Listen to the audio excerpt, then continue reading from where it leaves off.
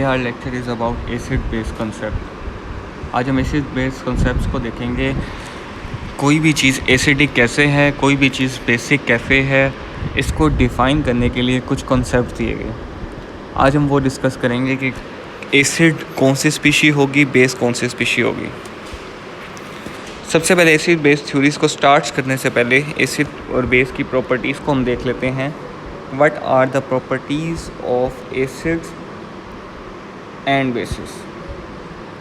Acid और base की क्या प्रॉपर्टीज़ हैं? तो ये जनरल प्रॉपर्टीज़ है, शॉर्ट क्वेश्चन में पूछ लिया जाता है या एमसीक्यूज़ में पूछ लिया जाता है एसिड बेस की जनरल प्रॉपर्टीज़ का। Acid taste sour while change the colour of an acid base indicator. Acid की दो प्रॉपर्टीज़ हैं कि इसका जो टेस्ट होता है वो सोर होता है और ये इंडिकेटर को टर्न कर देता है। अब इंडिकेटर बेसिकली यूज़ होता है एसिड बेस को डिटेक्ट करने के लिए कि आया ये चीज़ हमारे पास एसिडिक है या बेसिक है। इंडिकेटर का मतलब ही यही है कि किसी चीज़ को इंडिकेट कर रहा होता है। तो एसिड बेस को जब हम चेक कर रहे होते हैं तो इंडिकेटर मुख्तलिफ हम यूज़ करते हैं एसिड बेस को स्टडी करने के लिए, एसिडिक स्ट्रेंथ को स्टडी करने के लिए। जैसे कि पीएच पेपर यूज़ होता है, उससे भी हमें आइडिया हो जाता है कि एसिड बेस कोई भी स्पीशी हमारे पास एसिड है या बेस है। अब ये कुछ फ्रूट्स और टी का नाम दिया गया है, इनके अंदर एसिड मौजूद होते हैं। Citrus fruit contain citric acid, इसके अंदर सिट्रिक एसिड मौजूद होता है। लेमन के अंदर या जितने भी सिट्रस फ्रूट होते हैं इनके अंदर एसिड मौजूद होता है। T contain tannic acid, T के अंदर टैनिक एसिड मौजूद होता है हमारे पास। इसी तरह बेसिस की बात करें, जनरल प्रॉपर्टीज़ को भी हम देख रहे हैं। अभी हम डिफ़ाइन नहीं कर रहे कि किस तरह इनको हमने डिफ़ाइन करना है। सबसे पहले जनरल प्रॉपर्टीज़ में देख रहे हैं बेसिस के। हम bases taste bitter feel slippery. Bases का जो टेस्ट होता है वो बाइटर होता है और ये स्लिपरी टच देती हैं। जिस तरह सोप को अगर आप हाथ लगाएंगे तो स्लिपरी सा जो टच महसूस होता है वो उसके अंदर मौजूद बेसिक स्ट्रेंथ की वजह से होता है। Will change the colour of an acid base indicator. ये भी इंडिकेटर का कलर चेंज कर देते हैं। हम इंडिकेटर कौन सा यूज़ करें ये इस चीज़ पर डिपेंड करता है कि कलर चेंज कैसा होगा। Can be strong or weak electrolyte in an aqua solution. ये एक्वा सोल्यूशन में इलेक्ट्रोलाइट होते हैं। एग्जांपल हमारे पास सोडियम हाइड्रोक्साइड की है। सोडियम हाइड्रोक्साइड एक्वा सोल्यूशन में इलेक्ट्रोलाइट के तौर पे एक्ट करता है। Antacids use base to neutralise excess stomach acid. ये मेडिसिन है जो यूज़ होती है अगर हमें एसिडिटी हो जाए स्टमक में तो उसको न्यूट्रलाइज करने के लिए। The calcium hydroxide is a component of motor. Calcium hydroxide उस चीज़ का मेन कंपोनेंट है। ये हमारे पास कुछ बेस की एग्जांपल दी हुई है, इनके अंदर बेस मौजूद होता है। How did Arrhenius. अब जो मुख्तलिफ कॉन्सेप्ट जो मैंने आपको बताया था कि दिए गए एसिड बेस के बारे में। अब एसिड बेस के बारे में जो मुख्तलिफ कॉन्सेप्ट दिए गए उसमें सबसे पहले हमारे पास आता है Arrhenius concept of acids and base. ये आप छोटे लेवल पे भी क्लासेस में पढ़ चुके हैं। अब ये आपको ग्रो थ्रू होगा कि इसका दोबारा से रिकॉल कराऊंगा कि इनका मतलब क्या है और एसिड बेस कॉन्सेप्ट्स को हम इन मुख्तलिफ साइंटिस्ट के थ्रू किस तरह एक्सप्लेन करते हैं। सबसे पहले हमारे पास आर्हीनियस का कॉन्सेप्ट आता है कि आर्हीनियस ने एसिड बेस के बारे में क्या कॉन्सेप्ट दिया। तो हमारे पास सवाल पैदा हुआ, how did Arrhenius defined acids and base. Arrhenius ने एसिड और बेस को कैसे डिफ़ाइन किया। अब मैं आपको दोबारा बताता चलूँ कि एसिड और बेस को डिफ़ाइन करने के लिए मुख्तलिफ कॉन्सेप्ट्स दिए गए, जिसमें से एक है हमारे पास आर्हीनियस। कौन सा बेस्ट है वो हम एंड पे जाके देखेंगे और आपको मैं बताऊँगा। सबसे पहले हम स्टार्ट कर रहे हैं बेसिक जो सबसे पहला कॉन्सेप्ट दिया गया आर्हीनियस कॉन्सेप्ट था। Arrhenius said that acid are hydrogen containing compound that ionise to yield hydrogen ion.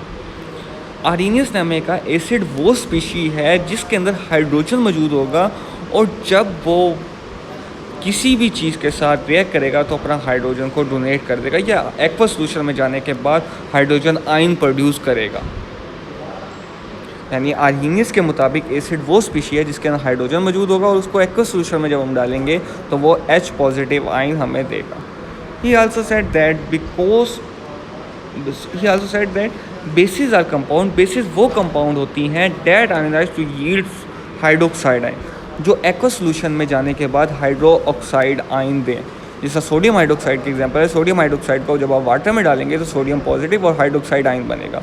इसी तरह HCl की एग्जांपल हमारे पास नीचे दी हुई है एसिड की।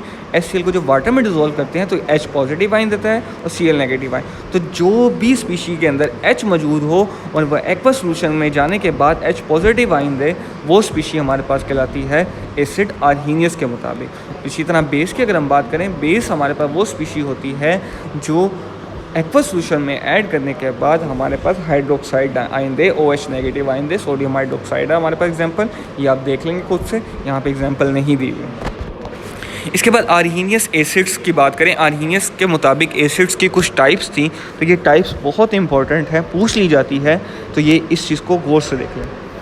Acid that contain one ionisable hydrogen, वो एसिड जिसके अंदर एक आयनाइजेबल हाइड्रोजन हो, सच एज नाइट्रिक एसिड, जैसे कि नाइट्रिक एसिड है, आर कॉल्ड मोनोप्रोटिक एसिड, उसको हम मोनोप्रोटिक एसिड कहते हैं।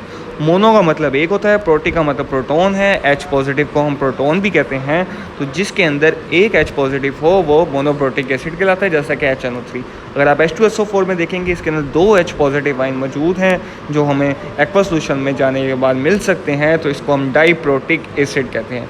Acid that contain 2 ionizable hydrogen such as sulphuric acid H2SO4 are called diprotic acid. Acid that contain 3 ionizable hydrogen such as phosphoric acid, जिसके अंदर 3 ionizable hydrogen हों, जैसे कि phosphoric acid है H3PO4 आर कॉल्ड ट्राईप्रोटिक एसिड, इनको हम ट्राईप्रोटिक acid भी कहते हैं। तो ये हमारे पास मोनोप्रोटिक एसिड, डाईप्रोटिक एसिड और ट्राईप्रोटिक एसिड की एग्जांपल थी। ये जनरली पूछ ली जाती हैं कि मोनोप्रोटिक एसिड किसे कहते हैं, या MCQs में पूछ लिया जाता है कि इनमें से कौन सा मोनोप्रोटिक एसिड होगा। आपके पास MCQs के ऑप्शंस में ये तीनों लिखे गए होंगे या कुछ भी लिखा जा सकता है। तो आप देखेंगे जिसके अंदर एक हाइड्रोजन होगा वो मोनोप्रोटिक एसिड है, जिसके अंदर 2 हाइड्रोजन होंगे वो डाईप्रोटिक एसिड, जिसके अंदर 3 हाइड्रोजन होंगे वो ट्राईप्रोटिक एसिड। यहाँ पे एसिड की कुछ एग्जांपल दी हुई है। HCl है हमारे पास, जैसे HNO3 है, H2SO4 है, H3PO4 है, CH3COOH है, H2CO3 है। ये तमाम के तमाम एसिड है, उनके नाम है, ये जनरल नाम आपको याद होने चाहिए। आर्हीनियस बेसिस की अगर हम बात करें, हाइड्रोक्साइड आइन जो मैंने भी आपको बताया था, आर्हीनियस के मुताबिक जो हाइड्रोक्साइड आइन दें वो एक्वस सोल्यूशन में डिज़ोल्व होने के बाद वो बेस कहलाती हैं। यहाँ पे एग्जांपल भी हमारे पास आ गई सोडियम हाइड्रोक्साइड वाली, जो मैं आपको बार बार कह रहा था।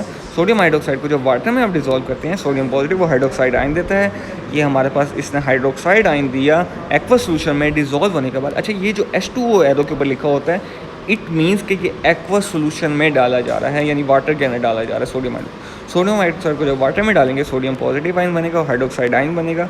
ये सोडियम हाइड्रोक्साइड आइन दे रहा है, इट मीन्स ये हमारे पास बेस है आर्हीनियस के मुताबिक। ये बेस की कुछ एग्जांपल दी हुई है। KOH, उसकी सोल्युबिलिटी इन वाटर दी हुई है जो हाई है, KOH सोडियम हाई है तो इनकी स्ट्रेंथ भी ज़्यादा होगी। हमारे पास कैल्शियम हाइड्रोक्साइड है, मैग्नीशियम हाइड्रोक्साइड है, ये हमारे पास एग्जांपल दी हुई है। Milk of magnesia as a base use as an antacid, ये हमारे पास स्टमक की एसिडिटी को रिमूव करने के लिए इस्तेमाल होता है। मिल्क ऑफ मैग्नीशिया जो बेस है हमारे पास, जो स्टमक के अंदर मौजूद एसिडिटी को न्यूट्रलाइज करता है। एंट एसिड्स का मतलब ये है एंटी एसिड्स के तौर पे काम करता है, यानी एसिड को न्यूट्रलाइज करेगा। Brønsted lorry acid and base. अच्छा, अब आर्हीनियस के बाद जो है हमारे पास एक और कॉन्सेप्ट दिया गया एसिड बेस का। आर्हीनियस की अगर हम बात करें तो आर्हीनियस में हमारे पास एसिड बेस को हमने इस तरह डिफ़ाइन किया कि जो H पॉजिटिव आइन दे वो एसिड है, जो OH नेगेटिव आइन दे वो बेस। तो कुछ स्पीशी ऐसी भी थी जो इस क्राइटेरिया पे पूरा नहीं उतरती। अब वो स्पीशी को इस क्राइटेरिया पे पूरा उतारने के बाद हमें उसको एसिड बेस का पता करना, वो ब्रॉन्स्टेड लोरी कॉन्सेप्ट ने हमारे पास, या लोरी ब्रॉन्स्टेड भी कहीं लिखा होता है, ब्रॉन्स्टेड लोरी भी लिखा होता है, एसिड बेस कॉन्सेप्ट। इससे जो है वो आगे कॉन्सेप्ट बढ़ा और जो है वो कॉन्सेप्ट अच्छा हुआ एसिड बेस के बारे में, और ज़्यादा एसिड बेस इसके थ्रू डिफ़ाइन होने लग गए। What distinguish an acid from a base in Bronsted Lowry concept, क्या वो चीज़ है जो डिस्टिंग्विश करती है एसिड बेस के दरमियान लोरी बॉन्स्टेड कॉन्सेप्ट में। जिस तरह आर्हीनियस में मैं दोबारा बता चलूँ, H पॉजिटिव और OH नेगेटिव डिफ्रेंशिएट कर रहा था एक्वस सोल्यूशन में डालने के बाद। अब बॉन्स्टेड लोरी में वो क्या चीज़ है जो इन दोनों को डिफ्रेंशिएट करती है एसिड बेस को। The Bronsted Lowry theory define an acid as a hydrogen ion donor and a base as a hydrogen ion acceptor. अब लोरी ब्रॉन्स्टेड कॉन्सेप्ट के मुताबिक एसिड वो स्पीशी होगी जो हाइड्रोजन आइन डोनेट करेगी, और बेस वो स्पीशी होगी जो हाइड्रोजन आइन एक्सेप्ट करेगी। अब अगर हम इसका और पिछले वाले कॉन्सेप्ट का हमारे पास क्या फ़र्क है, अगर आप पीछे वाला कॉन्सेप्ट देखेंगे जो हमारे पास जो इससे पिछला था आर्हीनियस कॉन्सेप्ट में हम एक्वस सोल्यूशन में देख रहे थे, हमने तमाम चीज़ें एक्वस सोल्यूशन में स्टडी कर रहे थे। इसने और सिंपलाइज कर दिया, इसने एक्वस सोल्यूशन की बात ही ख़त्म कर दी। इसने कहा जो स्पीशी हाइड्रोजन आयन देगी वो हमारे पास एसिड कहलाएगी, और जो स्पीशी हाइड्रोजन आयन एक्सेप्ट करेगी वो हमारे पास क्या कहलाएगी, बेस। अब यहाँ पे एक एग्जांपल रिएक्शन दिया हुआ है NH3 और वाटर का। जब आप NH3 और वाटर का एग्जांपल देखेंगे तो इन दोनों का रिएक्शन हुआ, हमारे पास NH4 पॉजिटिव आया और OH नेगेटिव आया। अब अगर आप इस स्पीशी को देखेंगे तो NH3 और H2O का जब रिएक्शन हुआ है तो इनमें से एक स्पीशी ने हाइड्रोजन को डोनेट किया है और दूसरी स्पीशी ने हाइड्रोजन को एक्सेप्ट किया है। अब अगर आप यहाँ पे देखें NH4 पॉजिटिव बन रहा है, पहले NH3 था, इट मीन्स इसने एक H को एक्सेप्ट किया है। H2O पहले H2O था, अब OH नेगेटिव रह गया, इसमें से एक H निकल गया है, इट मीन्स इसने एक H को डोनेट किया है।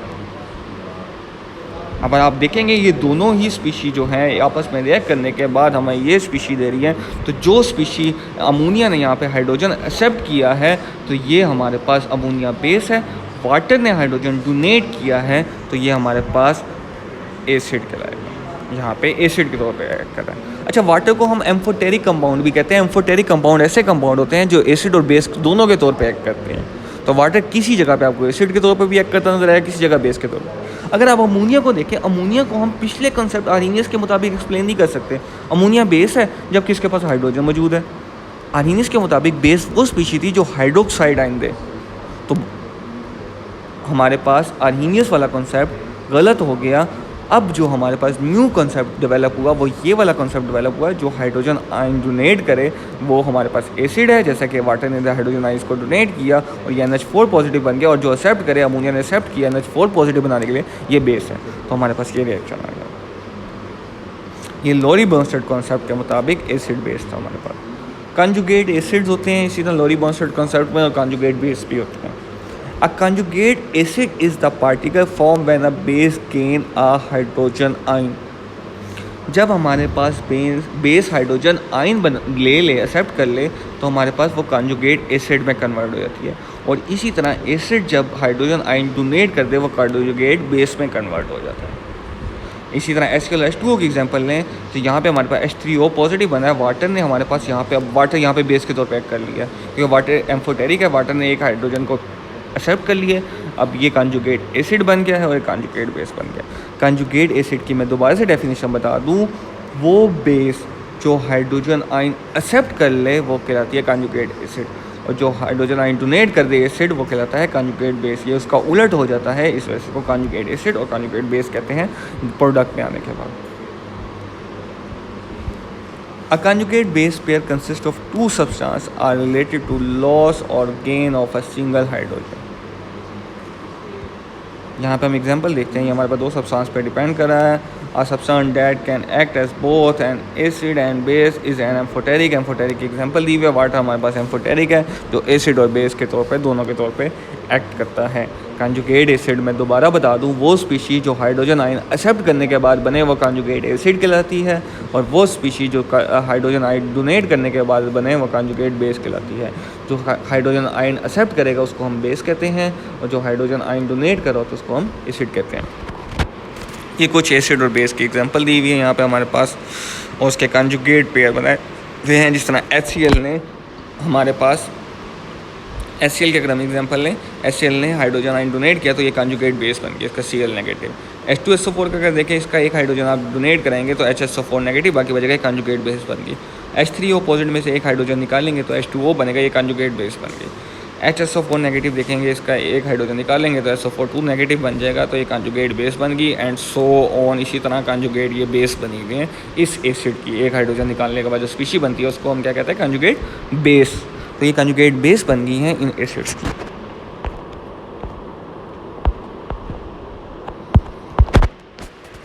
इसी तरह हम आगे चलें। A water molecule that gain a hydrogen ion become a positively charged hydronium ion. अब वाटर सल्फ्यूरिक एसिड का रिएक्शन दिया हुआ है यहाँ पे, ये हाइड्रोनियम आयन बन रहा है।